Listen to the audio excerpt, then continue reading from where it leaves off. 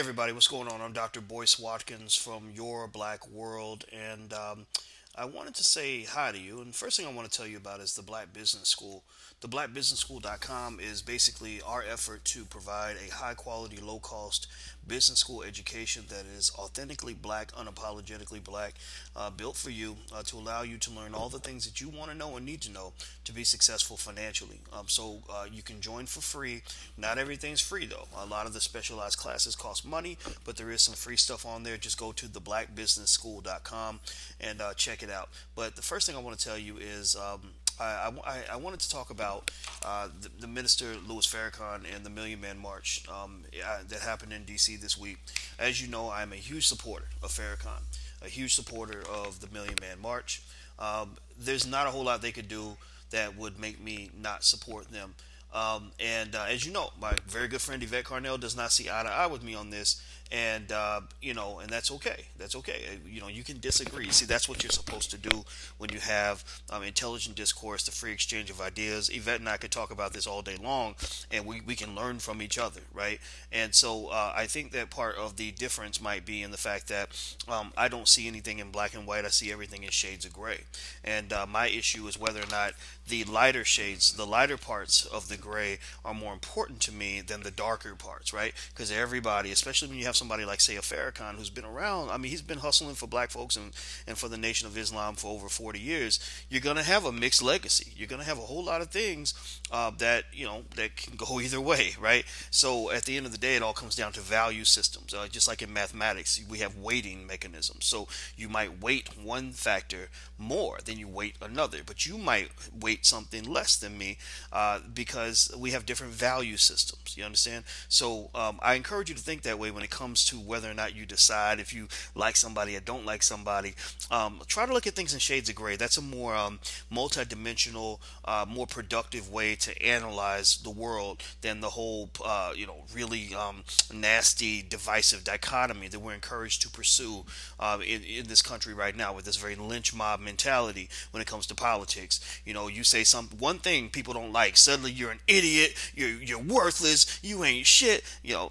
Man, come on, get out of here with that stuff. That's stupid. That's ignorant to me. That really is a lynch mob mentality. So for example, I have friends that get mad at me because I'll look at Dr. Ben Carson and I'll say, well, I'm not going to vote for him. I don't like some of his politics. I wish he wasn't linked up with those horrible Republicans. But I see things in Ben Carson's life, his experience, that make the man flat out admirable. He's an amazing man. So stop trying to pretend like he's not a genius anymore just because he doesn't agree with you politically. That's silly to me. That's crazy. So anyway, long story short, that's kind of how I think we should see all of this. Farrakhan, everything. Again, I'm not here to tell you what to think. I'm just here to encourage you to think for yourself. That's my number one objective. Now let's talk about the Million Man March and some of the buzz I've been hearing about the lack of media coverage. It's very interesting. I did a little search on news.google.com to see if all the outlets had covered the 20th anniversary of the Million Man March. Most of them covered it on some level. Most of them maybe put an article on their blog. I saw CBS, I saw CNN, I saw NBC, all of that. But there's a difference between covering it with one article versus extensive coverage, where anybody can flip on the TV and check it out. That wasn't really there. C-SPAN did it. God bless them for that. But a lot of people did not. And I saw a lot of people who were disgruntled about that. And I can't disagree with that. I mean, it does kind of show, bigoted white folks and bigoted institutions, they show their ass every now and then, and it wasn't a shining moment for them. But here's the funny thing to me that's real interesting is that if you talk about white supremacy, one of the artifacts of white supremacy is this sort of consistent need for acknowledgement, recognition, validation, or even permission from white folks to achieve something that we equate to be black liberation. So what you're saying is you kind of want white people to cheer you on as you tell them why they're evil and why they've done these horrible things to us as black people, why this country that they love is doomed to hell and is one of the worstest sorry, one of the worst, I was trying to say worse than racist, one of the worst and most racist places humanly imaginable, right? So you can understand the confusion there. But really, to some extent, it is a reflection of kind of our limited thinking as a people, and I'm guilty of this. We're all affected by white supremacy. We all have to, as black people, find a way to boost our self-esteem, individually and collectively, because so much of white supremacy, institutionalized racism, has really crushed our spirit over time. Many of us grew up with low self-esteem. We were implicitly and explicitly told that blackness was a lower quality brand than whiteness, and so there are ways we have to compensate for that. And some of us compensate for it by just educating ourselves on black history and learning to love ourselves. And then some of us go all the way to the other extreme of getting into maybe black supremacy.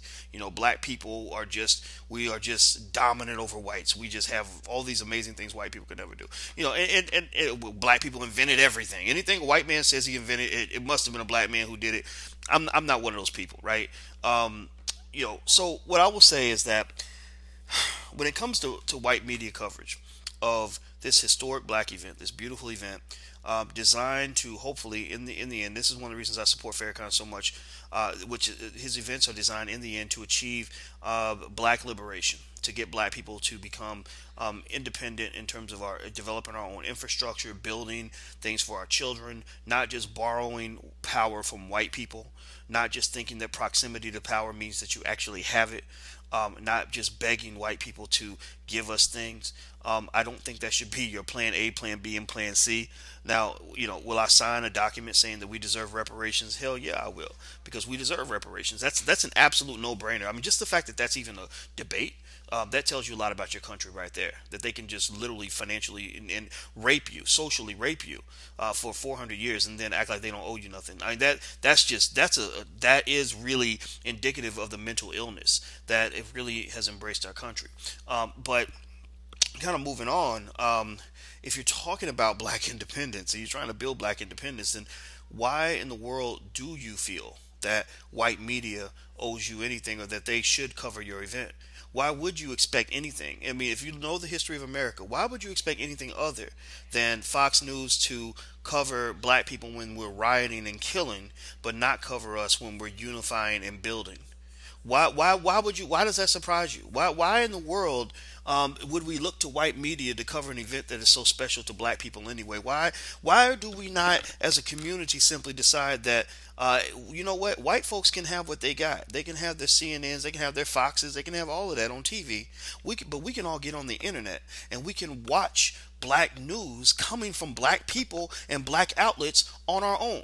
White man ain't got no law saying you can't get on the internet and go visit to check out Roland Martin's TV show online, or go check out Your Black World, or go to another black-owned kind of institution to get your news from. Now, News One is kind of black-owned, sort of, kind of, not entirely. They got some issues over there now. They're still corporate. I won't go into that though. I'm not trying to hate on them, but then you do the Root and the Griot. I mean, a lot of black media outlets, unfortunately, are controlled by a white puppet master. So, for example, Essence Magazine, owned by whites, BET owned by whites, the Griot was owned by whites. I don't know that. I think NBC sold them. I don't know who owns them exactly now.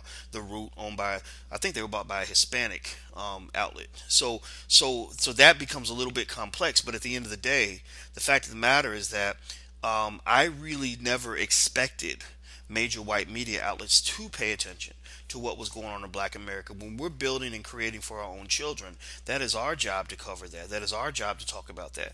Now, we may not have traditional media, but we have social media. We have the ability to communicate with each other in a way that was seemingly impossible 100 years ago, that would have gotten us killed 100 years ago. So let's celebrate that, and let's look at this as a cue. Let's look at this as a reminder of one simple fundamental fact. These white folks don't care nothing about you. They are not your friends. It doesn't mean that they hate you. It doesn't mean they all want to kill you and destroy you. I'm not talking about that. I'm saying if you don't care about your own community, nobody else will. They're not here to save you. They're not here to donate to your causes and expect nothing in return. So if you have a forum on black independence and it's brought to you by Verizon's only going to give you that money because you're going to do something that's going to fulfill their agenda. Since when have you ever spent money on a product and not expected the company that you're spending money with to give you something back? Since when? I mean, when have you ever given a large amount of money to something and not expected something in return? Even in what appears to be a donation. And corporations, they're not human beings. They are these sort of faceless, sort of machines, economic machines. They don't have a heart. They don't have a soul. They don't give a damn about anything other than one simple rule of capitalism: maximizing shareholder wealth. So if that corporation comes along and says, "Hey, NAACP, we want to give you $1 million," they're not doing it to be nice. They're doing it because they're making a trade. They're saying, "Look, we're about to be sued by these Negroes over here for discrimination, and we're buying our protection." It's no different from a father or receiving money from the man who wants to molest his daughter, right? So when you have organizations that are open to take money from any and everybody who offers it, that's what we do. That's what we're tempted to do because we think white people owe us something. We think white, or better, actually, they do owe us something, but we think that they're going to willingly pay us. We think that they're our friends. We think they're going to hook us up and take care of us. And then when they show up and write the big check, we're like, "Thank you, massa. I appreciate this because I sure as hell can't do this on my own." And then next thing you know, we're surprised when these same organizations disrespect us, ignore us, except for when we're acting up, when we're fulfilling a stereotype. Then they pay very close attention, right? The Million Man March does not fulfill any entertaining white stereotypes. It does not. There's nothing about it that would fit in the shows that love to feature black men as athletes or entertainers or criminals. It doesn't fit with that. So there's not going to be any interest in that because there was no cooning allowed at this event. So if you want to get all the white media coverage and you want all the white money, then hold another event, the BET Awards. Hold a whole lot of cooning at the BET Awards, which we saw the other day. Then you'll get that white media coverage. In fact, BET is owned by Viacom. They're not a black company either. So anyway, my bottom line point on this is very, very simple. Let's just quit worrying about what other people think about us or what they're doing for us or doing with us, and stop acting surprised when we get insulted by other people. We are a community. We are a nation within a nation. We need a generation of builders. We need a generation of people that understand the importance of investing for the next generation.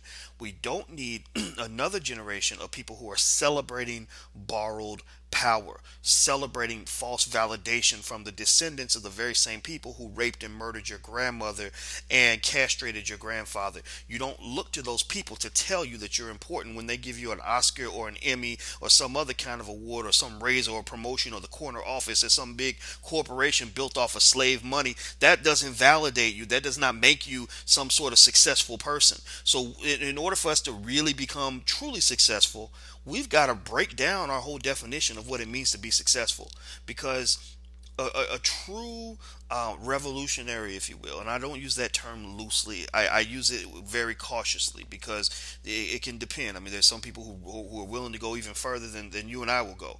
But if you're talking about someone who's truly trying to break a system and trying to escape some sort of constraint, that individual is never going to be applauded for what they do.